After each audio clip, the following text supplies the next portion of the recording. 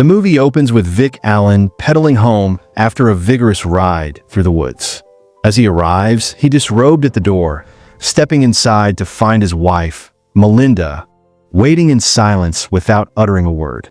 Melinda heads to their bedroom. Vic and Melinda, who live in the vibrant setting of Louisiana, have a young daughter named Trixie tonight. They're in need of a babysitter for Trixie because they plan to attend a lively party at a friend's house. Later, Melinda asks Vic to help her pick out a dress for the evening when they finally arrive at the party. The atmosphere is buzzing. Melinda, however, quickly abandons her husband and zeroes in on a young man named Joel, whom she introduces as her close friend. With no hesitation, Melinda and Joel slip away from the crowd and retreat to the backyard. Vic, left behind, watches in shock as his wife and Joel share an intimate kiss under the stars. Mary expresses her concerns about Melinda's behavior with Joel, but Vic brushes off her worries, insisting that it doesn't bother him. As they pass by Vic, she mocks him, calling him boring. Meanwhile, she takes center stage at the piano, serenading the guests and receiving enthusiastic applause. Joel approaches Vic for a chat. He thanks Vic for allowing him such a close relationship with Melinda. Seizing the moment, Vic casually brings up a past boyfriend of Melinda's named Martin, who mysteriously vanished a month ago. Vic makes a macabre joke about having killed Martin with a hammer. Joel's face goes pale at the comment, and Vic quickly clarifies that it was just a joke. However, Joel seems deeply unsettled after bidding farewell to Melinda. Joel exits the party, visibly shaken and disturbed. Once the event wraps up, Melinda confronts Vic, eager to find out what he said to Joel that made him so upset and anxious to leave. Vic covers up the truth, insisting he didn't say anything to Joel as they head home. Once inside, he retreats to his tranquil snail farm, finding solace in watching the creatures reproduce. The next morning, as Vic is in the kitchen with Trixie, Melinda makes a disturbing comment, suggesting Trixie might grow up to be a bomb maker like her father. Trixie corrects her, pointing out that Vic is actually a chip maker for military drones. Though Vic was once deeply involved in his work, he left his job when he felt financially secure, choosing instead to immerse himself in his passions like cycling and spending time with friends. After dropping Trixie off at school, Vic encounters a friend who accuses him of being a murderer, as word of his unsettling conversation with Joel has spread. Later, at a gathering with close friends, they express concern and advise him to manage his wife better rather than resorting to threats. Meanwhile, Melinda discovers Vic's dark joke about Martin's disappearance and is furious. In response, she decides to invite Joel over for dinner. Melinda insists that Vic apologize for his earlier words and behavior. The evening is tense with awkward glances and unspoken words hanging in the air as they sit down for the meal. Melinda hints that Vic should have acted more civilly towards Joel. Vic, on the other hand, retorts that if Melinda truly wanted him to behave normally, she wouldn't have invited Joel in the first place. The conversation escalates, becoming increasingly heated. Melinda tells Trixie to head to bed and asks Vic to read her a bedtime story. After tucking Trixie in and bidding her goodnight, Vic heads downstairs. He hears the unmistakable sound of Melinda and Joel in an intimate embrace. Vic's face reveals his growing frustration and anger at their behavior. Later, with Joel alone, Vic approaches him to apologize for the earlier joke. However, Vic's apology quickly takes a dark turn as he continues to recount the gruesome tale of how he supposedly killed Martin with a hammer. Vic, feeling the pressure of the evening, warns Joel to leave before his temper gets the best of him. The next day, Vic and his family attend a lively party where Vic encounters Don Wilson, a writer famed for his conspiracy theory novels. During their conversation, Don's demeanor shifts when he learns about Vic's past as a bomb maker. Unaware that Vic's earlier talk of killing Martin was just a dark joke meant to unsettle Joel, Don accuses Vic of murder. The guests in the know about the joke are bemused by Don's reaction while the party buzzes on. Vic takes a surprising turn by asking Kelly Wilson, Don's wife, for a dance. Known for his typically stiff and reserved nature, Vic's graceful moves on the dance floor astonish everyone. Later in their car ride back home, Vic candidly mentions to Melinda that he finds Kelly attractive and enjoys their conversation. Melinda, feeling the sting of jealousy, perceives this as a challenge to her own appeal. Determined to prove she remains the most captivating woman in Vic's life, starts touching Vic intimately, igniting a passionate response from him. After proving her point, she declares she'd rather die than hear Vic praise Kelly.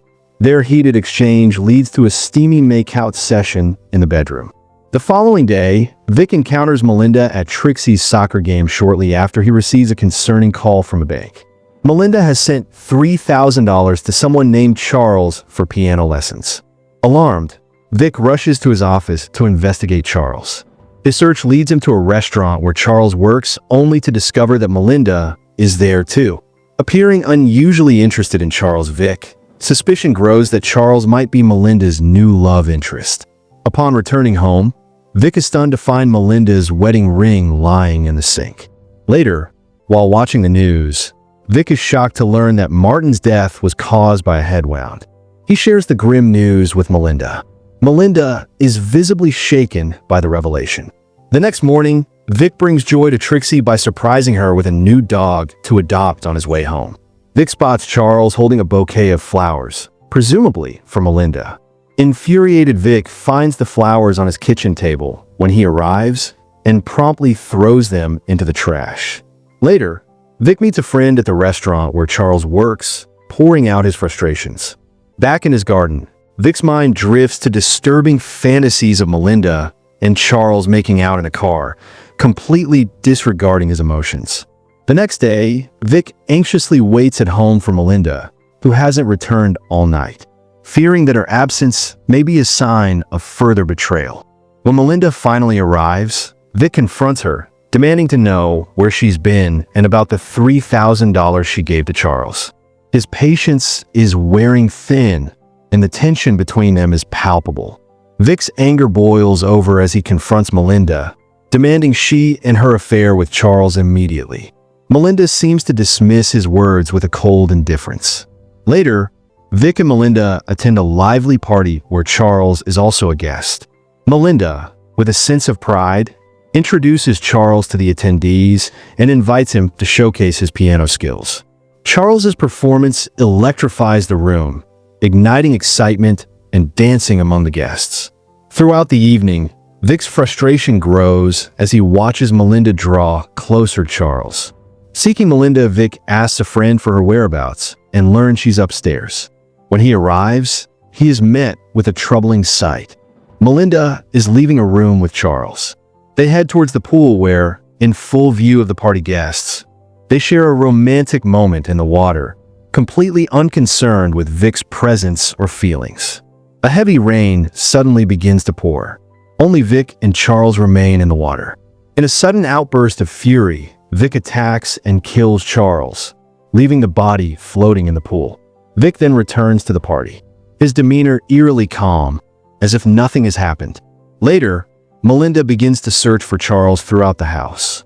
Her search leads her back to the pool, where she lets out a horrified scream upon discovering Charles's unconscious body floating in the chaos. They pull Charles's body from the pool, but the scene turns tragic. The slippery floor causes Charles's body to slip, and his head strikes the edge of the pool, resulting in instant death. The arrival of the police sets off a flurry of activity as they start their investigation.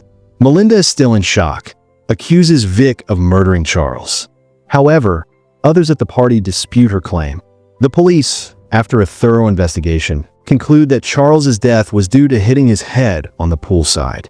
However, Don Wilson, who remains suspicious, proposes an alternative theory that Charles might have died while still in the pool. The police find no substantial evidence to support foul play, and they ultimately rule Charles's death an accident. Once the chaos subsides, Vic and Melinda return home. Vic, deep in thought about their future, questions whether they should consider separating or if she is afraid of him.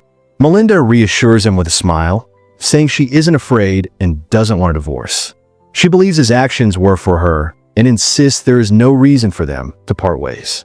A few days later, Vic resumes his daily routine, including his cycling sessions.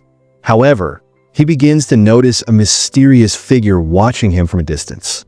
One day after dropping Trixie off at school, Vic steps outside and approaches Kelly.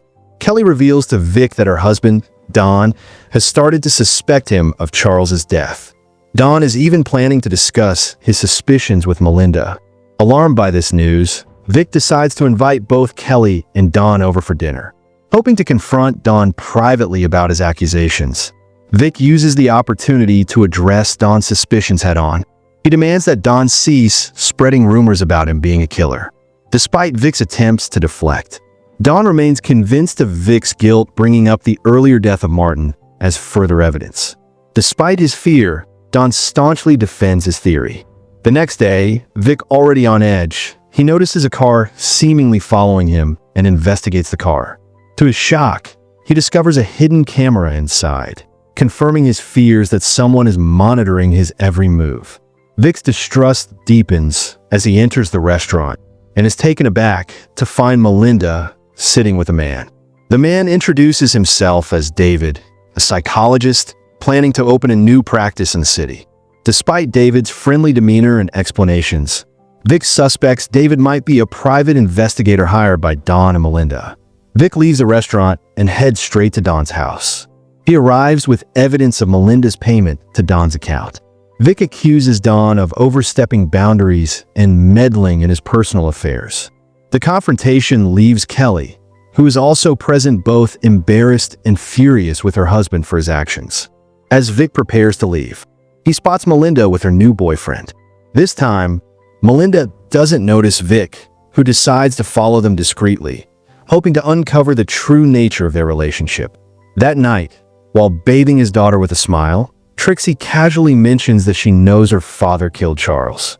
Shocked by her daughter's words, Vic tells Trixie to don't tell anyone about it. The next day, Vic invites Melinda's new friend to his house, only to realize that the man is Melinda's ex-boyfriend named Tony. Melinda's behavior was getting worse and worse, and she even dared to tell Vic that Tony was the first American guy she slept with. To make matters worse, they repeat their intimate act in front of Vic, showing no remorse or guilt. Some other day, Vic finds Tony walking on foot.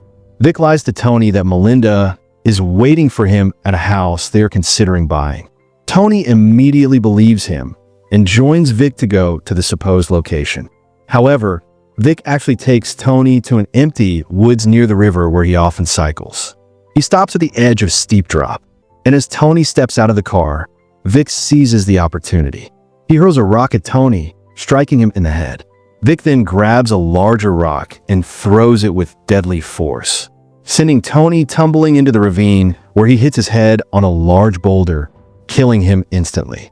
Vic drags Tony's lifeless body to the river, takes his wallet, and then ties a heavy rock to Tony's body before pushing it into the river to ensure it sinks with the evidence hidden.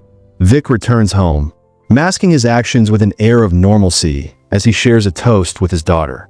The following day, Vic takes Melinda and Trixie on a picnic to the very spot where he committed the crime. To Melinda, surprise, he presents her with a thoughtful gift, an album of old photographs with a heartfelt message written on the last page, expressing his love and commitment. This gesture seems to slightly mend their strained relationship. However, while searching for Trixie along the river, Vic spots Tony's body resurfacing in the water. Panicked, he quickly ushers his family back to the car. In the chaos, Melinda realizes she's left her favorite scarf behind and insists on going back to retrieve it.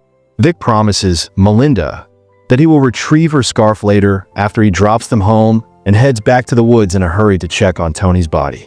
Meanwhile, Melinda, while exploring Vic's snail pet room, discovers Tony's wallet, leading her to believe that Vic may have killed Tony. As Vic struggles to properly conceal Tony's body by attempting to drown it, he finds that his efforts are in vain. Just then, Don arrives, having found Melinda's scarf near the river. Don, now deeply suspicious of Vic, approaches cautiously. Vic, still grappling with the body, is caught off guard when Don sees Tony's hand floating in the water. Terrified, Don flees in his car, dialing the police as he drives. The phone slips from his hand. Realizing his crime might be exposed, Vic begins a frantic chase after Don. After a tense and dangerous pursuit through the woods, Vic manages to block Don's path. Don takes a risky shortcut in a desperate attempt to escape. His car skids out of control and crashes into a cliff, resulting in his tragic death. He arrives home, where Melinda greets him with a smile. She quietly goes upstairs, leaving Vic to ponder the aftermath of the day's events. Inside the house, Melinda methodically burns Tony's wallet into the flames, the fire devouring the evidence piece by piece. And just like that, the screen fades to black. Don't forget to subscribe for more videos like this, turn on notifications, and leave a like to help the channel out.